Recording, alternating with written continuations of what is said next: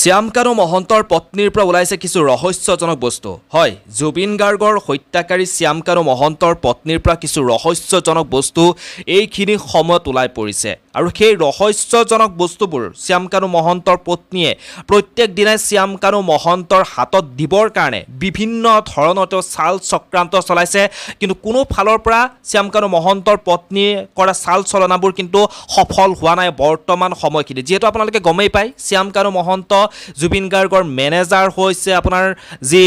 সিদ্ধাৰ্থ শৰ্মা তেওঁলোক বৰ্তমান সময়ত আৰক্ষীয়ে তেওঁলোকক খুটপুছ কৰি আছে আৰক্ষীৰ জিম্মাত তেওঁলোক আছে তেওঁলোকে লকআপৰ ভিতৰত বৰ্তমান সময়খিনিত তেওঁলোকে থাকিব লগা হৈছে সেই ৰাজকীয় পৰিৱেশ এৰি বৰ্তমান লকআপৰ ভিতৰত তেওঁলোকে থাকিব লগা হৈছে আৰু এইখিনি সময়তে শ্যাম কানু মহন্তৰ হাতত কিছু ৰহস্যজনক বস্তু শ্যাম কানু মহন্তৰ পত্নীয়ে প্ৰত্যেক দিনাখনে কিন্তু দিবৰ কাৰণে বাৰে বাৰে চেষ্টা কৰিছে সেই ৰহস্যজনক বস্তুবোৰ বিভিন্ন চাল চক্ৰান্ত কৰি কৰবাত লুকাই হ'লেও তেওঁৰ পত্নীয়ে শ্যাম কানু মহন্তৰ হাতত পেলাবৰ কাৰণে চেষ্টা কৰিছে কিন্তু আৰক্ষীয়ে সেই কথাবোৰ গম পোৱাৰ পিছত সেই ৰহস্যজনক বস্তুবোৰৰ বিষয়ে জনাৰ পিছত কিন্তু আৰক্ষীয়ে সেইখিনি শ্যাম কানু মহন্তৰ হাতত পেলোৱাৰ পৰা বাধা দিয়ে আৰু তাৰ পৰাই শ্যাম কানু মহন্তৰ পত্নীক ঘূৰাই পঠোৱা হৈছে প্ৰত্যেক দিনেই শ্যাম কানু মহন্তৰ পত্নীয়ে কিবা নহয় কিবা এটা ৰহস্যজনক বস্তু লৈ শ্যাম কানু মহন্তৰ ওচৰলৈ যাবৰ কাৰণে বৰ্তমান সময়খিনিত চেষ্টা কৰি আছে আৰু যিবোৰ বস্তু শ্যাম কানু মহন্তৰ হাতত বৰ্তমান শ্যাম কানু মহন্তৰ পত্নীয়ে দিবৰ কাৰণে চেষ্টা কৰিছে সেই ৰহস্যজনক বস্তুবোৰ শ্যাম কানু মহন্তৰ হাতত পৰাৰ পিছত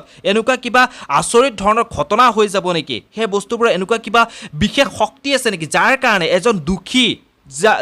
যিজন শ্যাম কানু মহন্তৰ কাৰণে অসমৰ এটা নক্ষত্ৰ আমি হেৰুৱাব লগা হৈছে সেই নক্ষত্ৰক হেৰুৱাৰ পিছত সেইজন দুখী শ্যাম কানু মহন্তই দুখমুক্ত হৈ পৰিব নেকি সেই ৰহস্যজনক বস্তুবোৰ দিয়াৰ পিছত সেয়াও এটা কিন্তু ডাঙৰ প্ৰশ্ন হৈ পৰিছে বৰ্তমান সময়ত আপোনালোক সকলোৱে হয়তো জানিব বিচাৰিছে যে শ্যাম কানু মহন্তৰ পত্নীয়ে এনেকুৱা কি বস্তু দিবৰ কাৰণে প্ৰত্যেক দিনাখনে চেষ্টা কৰি আছে হয় আপুনি মই সদায় পূজাত পৰ্বণত ব্যৱহাৰ কৰা এনে কিছু বস্তু কেতিয়াবা যদি লক্ষীৰ কিছু মন্ত্ৰ তেওঁক লিখি কিনি সেইবোৰ দিনটো 3-4 বাৰকৈ আওৰাবলৈ তেওঁ কিতাপৰ মাজত গুপ্তকৈ লিখি পঠিয়াই মনে মনে দিবৰ কাৰণে চেষ্টা কৰে কিতাপৰ মাজত সোমাই কিনি তেতিয়া আৰক্ষীয়ে কিন্তু বাধা দিয়ে তেতিয়া আৰক্ষী তাৰ পৰা তেওঁক ঘূৰাই পঠিয়াই শ্যাম কানু মহন্তৰ পত্নীক আৰু আজি গম পোৱা গৈছে তুলসীৰ পাত শ্যাম কানু মহন্তৰ পত্নীয়ে শ্যাম কানু মহন্তলৈ লৈ গৈছে তুলসীৰ পাত শ্যাম কানু মহন্তক দিবৰ কাৰণে চেষ্টা কৰিছে গতিকে এই বস্তুবোৰ শ্যাম কানু মহন্ত যিহেতু এটা দুখী আৰু শ্যাম কানু মহন্ত এনেকুৱাকৈ দুখ কৰিছে যি দুখৰ কিন্তু ভগৱানেও কেতিয়াও সেই দুখৰ কাৰণে ক্ষমা নকৰে যিমান তেওঁ ভগৱানৰ মন্ত্ৰ পঢ়িলেও যিমান তেওঁ গায়ত্ৰী মন্ত্ৰ পঢ়িলেও লক্ষীৰ মন্ত্ৰ পঢ়িলেও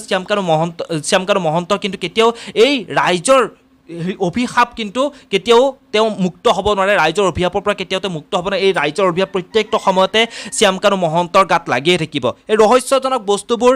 প্ৰত্যেক দিনেই শ্যাম কানু মহন্তৰ পত্নীয়ে কিন্তু তেওঁক দিবৰ কাৰণে বাৰে বাৰে চেষ্টা কৰি আছে এই খবৰটো মই আপোনালোকক দিলোঁ এনেধৰণৰ খবৰসমূহ প্ৰতিটো মুহূৰ্ততে মই আপোনালোকক দি যাবৰ কাৰণে চেষ্টা কৰিম আৰু এনেধৰণৰ খবৰসমূহ পাবলৈ আপোনালোকে চেনেলটো ছাবস্ক্ৰাইব কৰি ৰাখিব